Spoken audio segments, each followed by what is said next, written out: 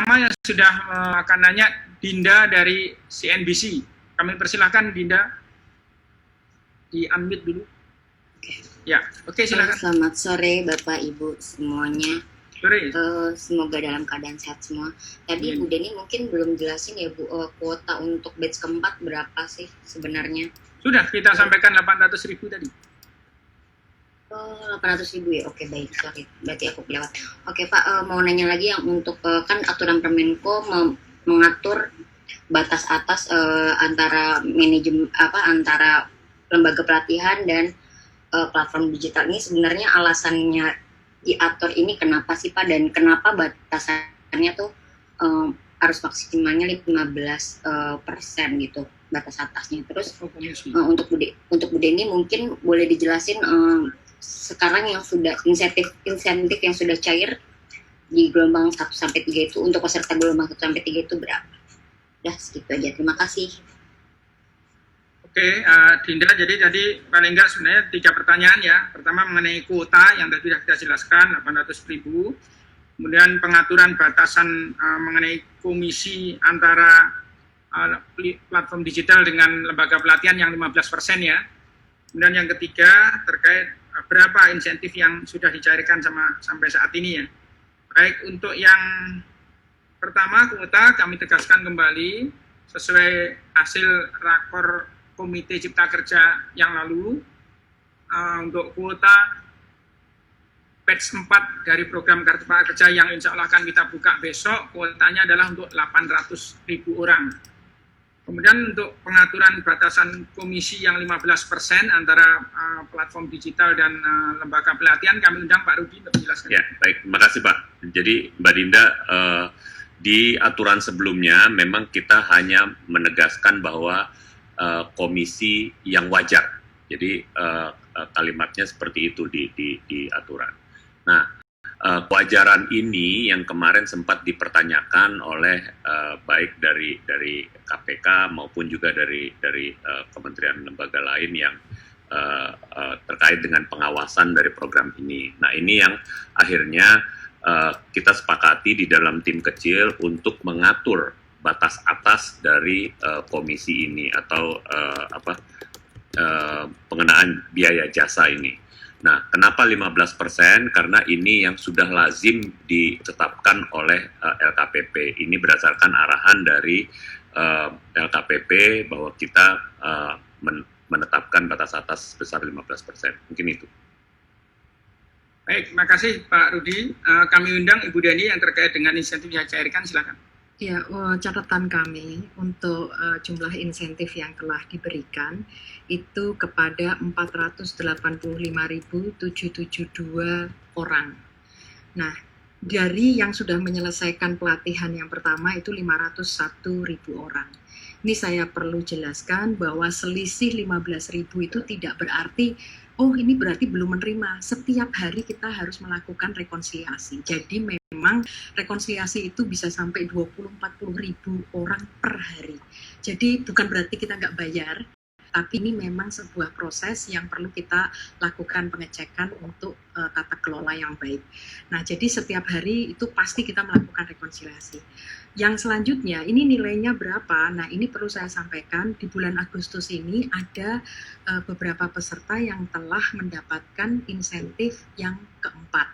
Nah, jadi totalnya tentu saja kalau nantinya 485.772 ini dari bulan ke bulan terrealisasi tinggal dikalikan 2,4 juta karena 600.000 dikalikan 4. Itu Mbak Dinda.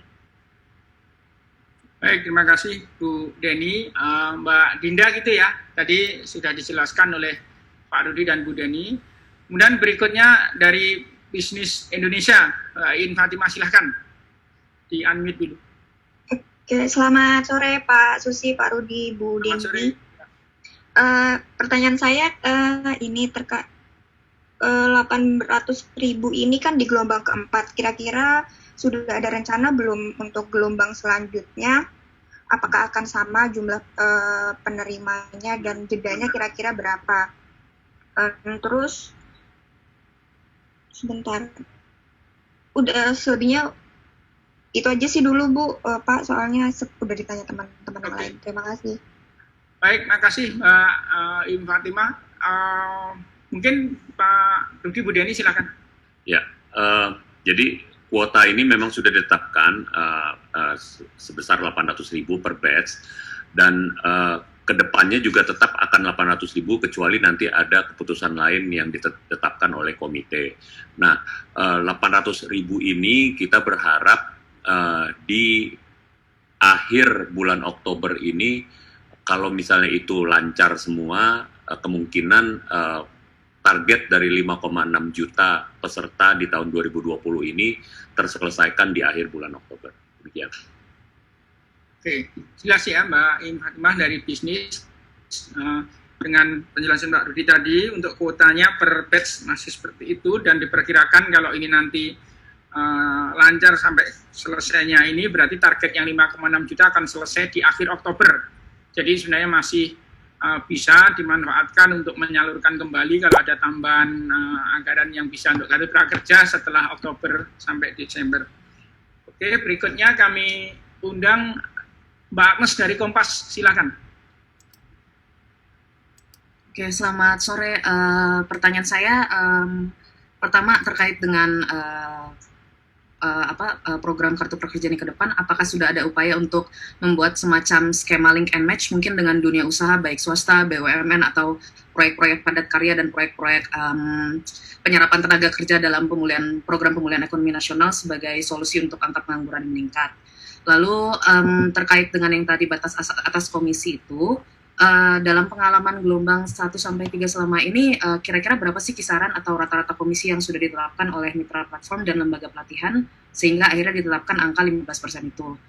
Lalu ketiga, terkait dengan penyerapan dari data-data pekerja yang sudah terdata dalam pendataannya Kemenaker dan kementerian lembaga lain, dalam kuota 800.000 ini, apakah kuota terbesar akan diberikan untuk mereka-mereka yang sudah terdata itu, dan kira-kira ada upaya jemput bola nggak ya Pak Bu untuk pekerja-pekerja itu, khususnya yang dari sektor informal? Itu aja, makasih.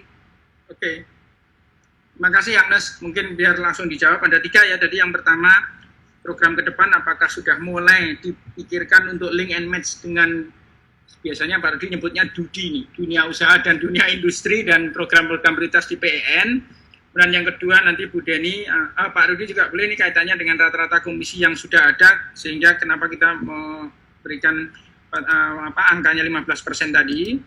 Kemudian tadi juga pertanyaan ketiga untuk data-data pekerja yang PHK yang 2,1 dari Kemenaker, nanti untuk prioritasnya di dalam batch berikutnya seperti apa. Silakan kami undang dulu Pak Rudi, nanti Bu Deni melengkapi, silakan. Terima kasih Pak Ses. Jadi terkait dengan skema link and match, memang pada saat awal kita mendesain kartu prakerja ini memang ada yang namanya skema link and match atau train and place. Jadi setelah mereka dilatih, lalu mereka akan kita tempatkan. Nah, namun dalam keadaan COVID seperti ini, kita belum mengarahkan untuk kembali ke sana. Namun demikian, arahan dari Pak Menko kemarin bahwa kita harus mulai menjajaki untuk membuka paling tidak pelatihan-pelatihan yang offline. Jadi di dalam batch-batch selanjutnya, kita di dalam tahun ini kita akan mencoba membuka pelatihan-pelatihan offline, sambil juga nantinya kita akan menata kembali untuk skema link and match apakah bisa diterapkan di dalam tahun ini.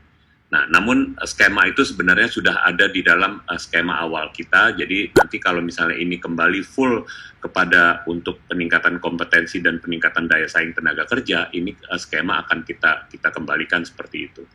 Nah, terkait dengan rata-rata batas komisi, itu nanti Bu Deni yang akan menjawab.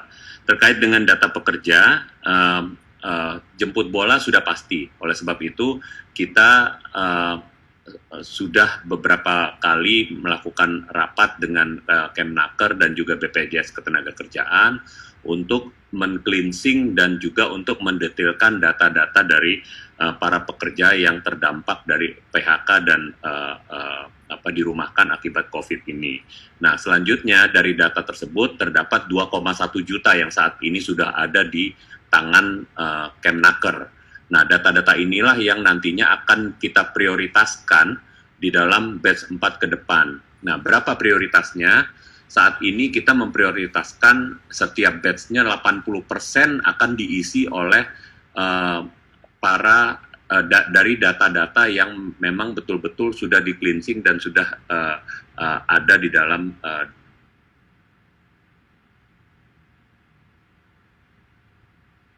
kuota itu di dalam tiap minggunya, itu lebih kita prioritaskan kepada mereka yang terdampak. Mungkin itu Pak Sesmen. Baik, terima kasih Pak Rudi. Bu Deni, kami undang yang terkait dengan berapa rata-rata komisi tadi sehingga menggunakan angka 15%. Silakan Ibu.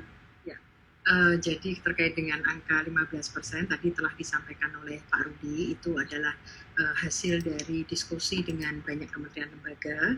Nah, kemudian yang terkait dengan apa yang terjadi di batch 1 sampai dengan 3, mungkin teman-teman juga sudah ketahui bahwa salah satu dari platform digital yang paling besar itu mengenakan komisi 0%.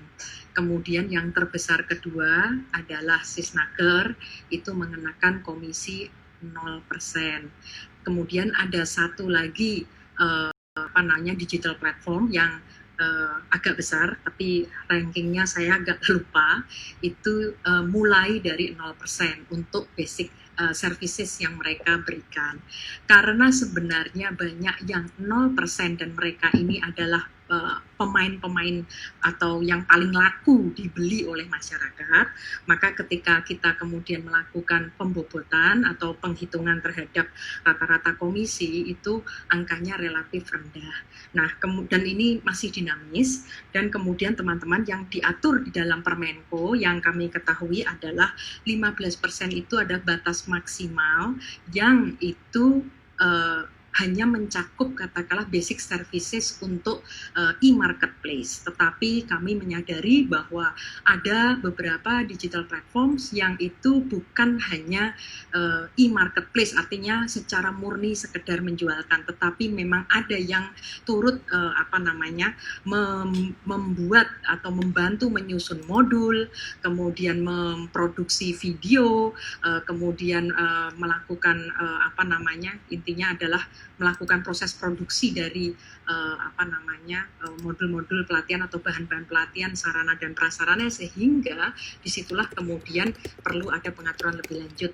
Nah, ini pun juga manajemen pelaksana akan pelajari dengan baik supaya nanti ke depannya kita bisa kemudian memastikan bahwa apa yang ada di dalam regulasi itu tidak dilanggar oleh teman-teman digital platforms. Kemudian yang terkait dengan pekerja informal, ini manajemen pelaksana sudah sejak awal, sejak gelombang 1 bekerja sama dengan BPJS Ketenagakerjaan.